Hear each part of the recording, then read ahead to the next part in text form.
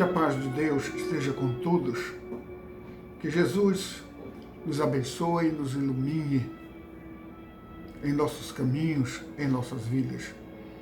Nós estamos hoje concluindo o estudo do Livro dos Espíritos. Trabalho esse que nós vimos desenvolvendo já há mais de um ano, que na verdade tem sido uma bússola no sentido de orientação, direcionamento das nossas vidas como seres humanos, filhos de Deus, que aqui estamos para crescer, para amar, para progredir. Sobretudo, nos tornarmos criaturas melhores, filhos dignos de Deus. Então, o Livro dos Espíritos veio, durante esse período, nos auxiliando em todo esse sentido de crescimento moral e espiritual, prerrogativas estas que são importantes na vida do espírito para que ele alcance o seu objetivo.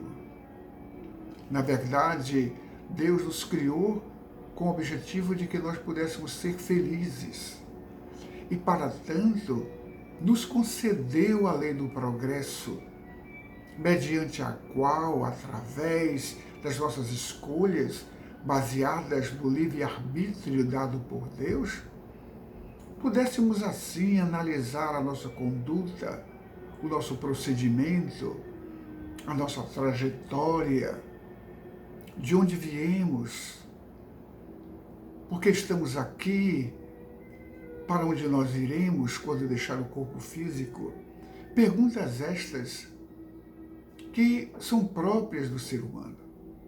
Então, esse Livro dos Espíritos, durante esse período, nós tentamos, analisando as questões levantadas pelo codificador e observando as respostas da espiritualidade, daqueles que por aqui passaram, e que vieram e aprenderam e cresceram, se tornaram espíritos iluminados, espíritos de luz, aqueles mentores da humanidade.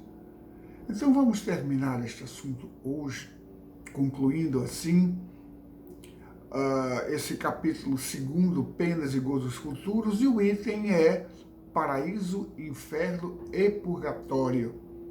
Estão entre as questões 1012 a 1019. Falando de lugares destinados às almas dos homens após deixarem o corpo físico, cabe-nos uma reflexão. Deus não nos criou no sentido de que nós tivéssemos uma destinação permanente voltados para o mal ou para o sofrimento. Apenas criou a todos simples e ignorantes, tendo todos, no entanto, de progredirem num tempo mais ou menos longo. Como sabemos, a natureza não dá saltos, mas tudo obedece à lei do progresso, onde nós estamos aqui buscando, através da lei do progresso, nos melhorarmos como seres humanos. Então, no último livro dos Espíritos, no item que tem como tema Paraíso, Inferno e Purgatório, lugares circunscritos segundo as religiões destinadas às almas dos homens após a sua morte. Na verdade, trata-se de criações da mente humana. Na verdade, utilizando-se da imaginação e com o objetivo de dar uma resposta aos anseios e curiosidades trabalhados pelo psiquismo humano, a religião tentou dar essas respostas. Como o homem é um espírito vivendo em uma experiência material e vivendo num plano de existência material, é natural que assim ele pensasse, e nesse sentido que as religiões estabelecem regras e controles para o comportamento moral, tendo como um dos seus objetivos a dominação e a própria sobrevivência como instituição. Então, São Luís nos fala, na questão 1013, onde ele responde essa pergunta sobre a destinação e os mundos que nos aguardam, ele diz o seguinte, e respondendo, dizendo que tanto quanto o céu como o inferno e o purgatório são lugares que nós, seres humanos, entendemos como lugares circunscritos, porque foi assim que nós aprendemos nas nossas religiões tradicionais. Mas São Luís nos diz que esses lugares não são mais do que figuras, do que formas de imaginarmos esses lugares.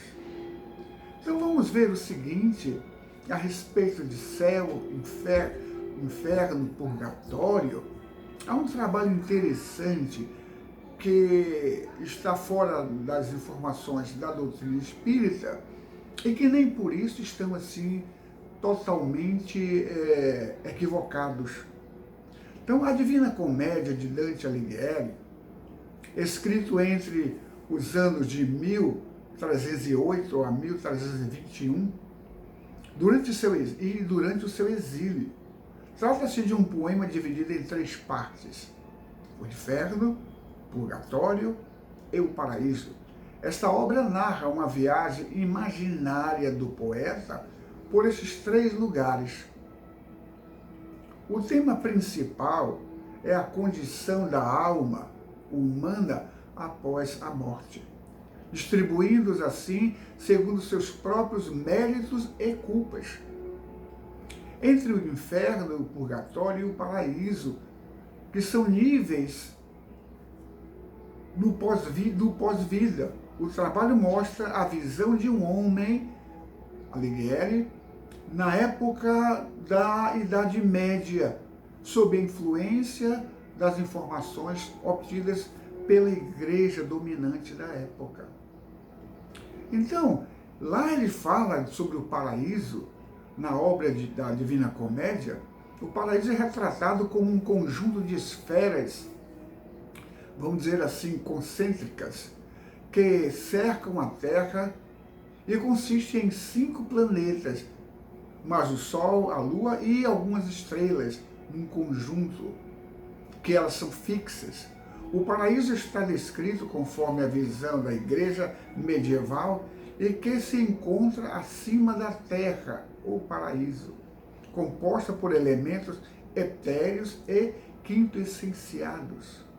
Os espíritos estavam assim distribuídos nestes corpos celestes conforme o seu grau de pureza.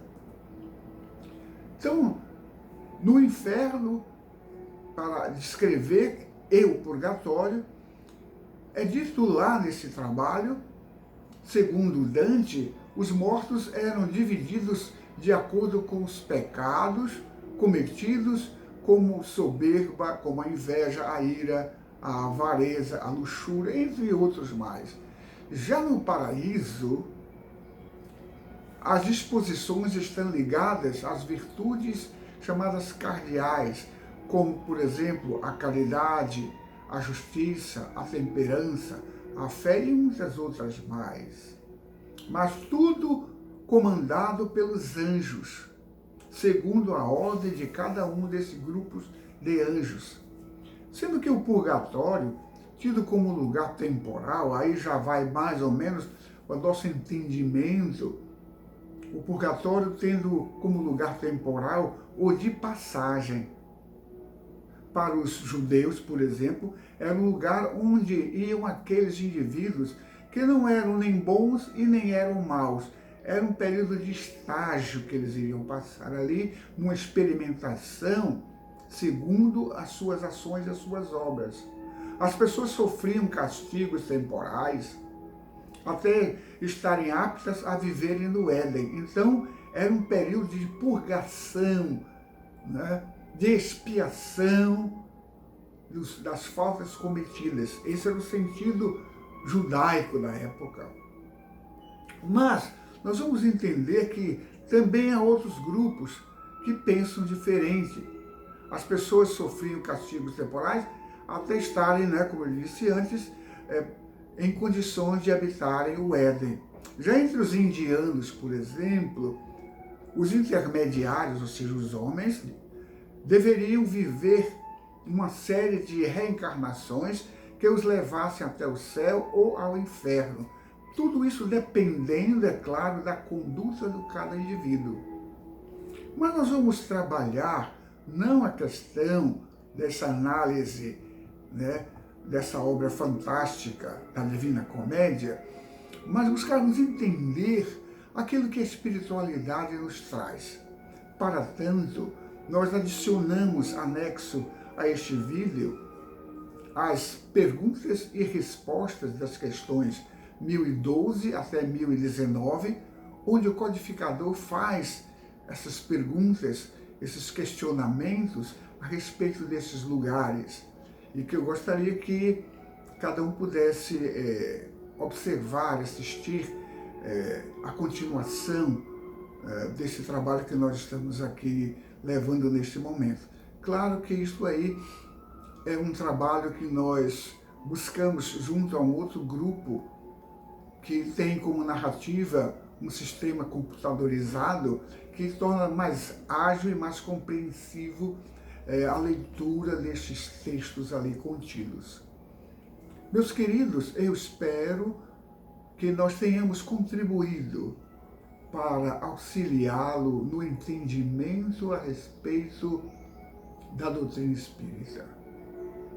Aqueles que tinham alguma dúvida, que tinham talvez outros com as ideias fixas de que a doutrina espírita trata tão somente de falar com os mortos, de previsão e de outras coisas mais, de que a caridade era o único meio de salvação. Espero que durante esse período que nós aqui conversamos, tenhamos deixado claro de que a salvação nossa, e o que seria essa expressão salvação, é a própria libertação do homem das suas amarras materiais, através da observação das leis divinas, dos ensinamentos do Cristo, que nós fomos criados simples e ignorantes. Nos foi facultado por Deus a possibilidade de podermos tomar as nossas decisões através do livre-arbítrio. Decisões estas que muitas vezes foram equivocadas e muitas outras acertadas. As equivocadas nos levaram ao materialismo, nos levaram à estagnação. E aqueles procedimentos mais acertados, segundo as leis divinas, nos fizeram progredir, como aconteceu com os anjos. Porque, na verdade, Deus não criou seres especiais, criou a todos na mesma condição, no mesmo ponto de partida, para que, através dos esforços de cada um, observando os mandamentos do Pai, as orientações de Jesus, os conselhos dos bons espíritos, que assim nos ajuda, dos anjos do Senhor, dos santos, que nos auxiliaram e nos auxiliam na compreensão de nós mesmos, nos libertando do orgulho, da vaidade, da presunção, da negatividade da matéria que nos prende neste plano, como diz os esotéricos, nessa roda de reencarnações. E nós só sairemos daqui, como disse Jesus, até que tenhamos pago o último centil. E o que é o último centil? São os compromissos nossos com nós mesmos, com a natureza e com os nossos semelhantes. E que, na verdade, vencendo a nós mesmos, poderemos vencer o que está adiante. Então é isso que a doutrina espírita prega e orienta sempre o amor, a caridade, fazer sempre o bem, amar sempre, perdoar sempre, porque isto é o que o Cristo nos ensinou. Jesus não veio aqui trazer nenhuma religião, ele não fundou nenhum grupo religioso. Muito pelo contrário, ele sempre condenou esse tipo de dominação religiosa do homem sobre o homem. Quando ele disse, conhecereis a verdade e a verdade vos libertará. Então é através da libertação da verdade, da busca pelo conhecimento, da informação, de quebrar os paradigmas que nós herdamos das religiões tradicionais, não querendo dizer que essas religiões devem ser abandonadas, não, mas abrindo mais os horizontes para uma compreensão mais ampla, um entendimento mais aberto, porque somos seres criados por Deus e teremos que, num determinado dia, estarmos diante de nós mesmos, no mundo espiritual, onde as nossas consciências avaliarão as nossas condutas. Não é Deus que está lá sentado com a vara, colocando um de um lado e outro do outro, mandando um para o céu, outro para o inferno ou para o purgatório. Na verdade, nós mesmos que traçamos os nossos destinos. O céu, o inferno, são lugares que estão na mente humana. Os espíritos se reúnem de acordo com o seu estado vibratório, de acordo com as suas identificações, e estão por aí em todas as partes, como diz a espiritualidade. Estão aí por todas as partes. E é isto que, com esse trabalho, nós gostaríamos de trazer aos amigos essa compreensão de vida, daquilo que é a doutrina espírita, daquilo que nos aguarda do futuro, porque o nosso futuro depende de nós mesmos, pois nós somos responsáveis, não pelos outros, mas somos responsáveis por nós. Claro que as nossas condutas podem e influenciam, sim, na destinação dos outros, mas cada um tem o seu direito de escolha. Cada um tem o seu direito de escolha. Então, qual é a nossa escolha? Amar sempre, perdoar sempre, e estarmos sempre em paz com as nossas consciências. E é isso que Jesus nos traz como ensinamento, para que nós possamos vencer em nossa caminhada, no nosso caminho. Que Deus nos abençoe a todos, nos conceda uma semana de muita paz, um ano novo que chega, onde a conduta do amor, da caridade devem prevalecer. O aprendizado que tivemos nos anos anteriores até aqui nos sirvam de lições, nos sirvam de base para podermos analisar cada detalhe da nossa passagem e assim traçarmos novos passos. Que Deus os abençoe a todos. Tenham um Feliz Natal.